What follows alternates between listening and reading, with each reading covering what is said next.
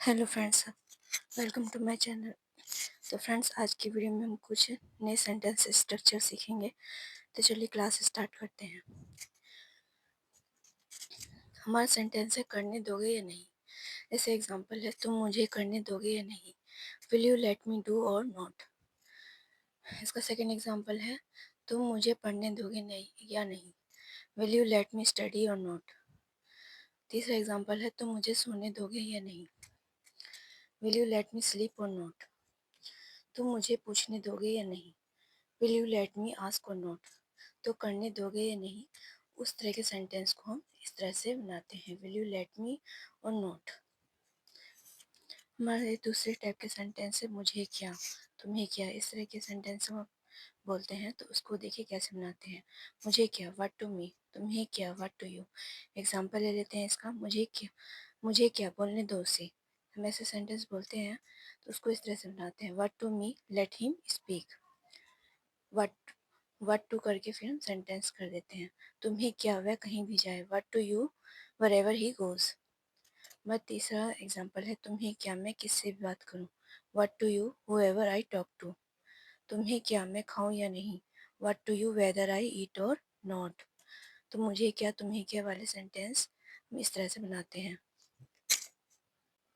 हमारे next sentence आते हैं अधीन। अधीन वाले सेंटेंस, अधीन को इंग्लिश में सब्जेक्ट टू लिखते हैं। इसका एग्जांपल ले लेते हैं, हम सब समय के अधीन है। All of us are subject to time.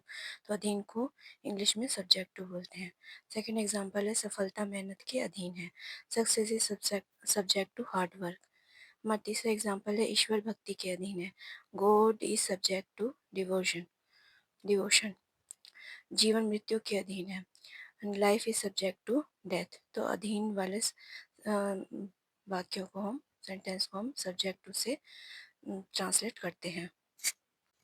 हमारा नेक्स्ट वर्ड आता है हैंस फोर्थ। हैंस फोर्थ को की हिंदी होती है अब से। इसके सिनोनियम जैसे हैंस फोर्थ को हम, अब से को हम henceforth, hence further, hence forward, hereafter, in future, मतलब आगे से। हेल्पवर्ड की मतलब अब से, मतलब आगे से होती है। इसको आगे से हम ऐसा करेंगे, इसके लिए हम हैंसफोर्थ या इन सब का यूज़ करते हैं। एग्जांपल ले लेते हैं, अब से मैं जल्दी उठूंगा। Henceforth I will wake up early. हमारा सेकंड एग्जांपल है, अब से मैं उसे नहीं डांटूंगा। Henceforth I won't scold him.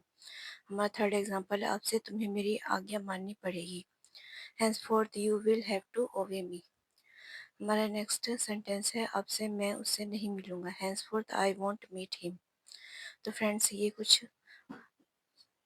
कुछ सेंटेंस स्ट्रक्चर थे और कुछ वर्ड थे जो हमारी डेली इंग्लिश लर्निंग में, डेली लाइफ में सेंटेंस में यूज़ होते हैं। तो मुझे आशा है कि यह आपके लिए हेल्पफुल होगी। तो फ्रेंड्स, यदि आपको मेरी वीडियोस अच्छी लगती हों और यूज़फुल हो, तो प्लीज़ मेरे वीडियो को ज़रूर से लाइक, शेयर एंड सब्सक्राइब कीजिएगा। Thanks for watching.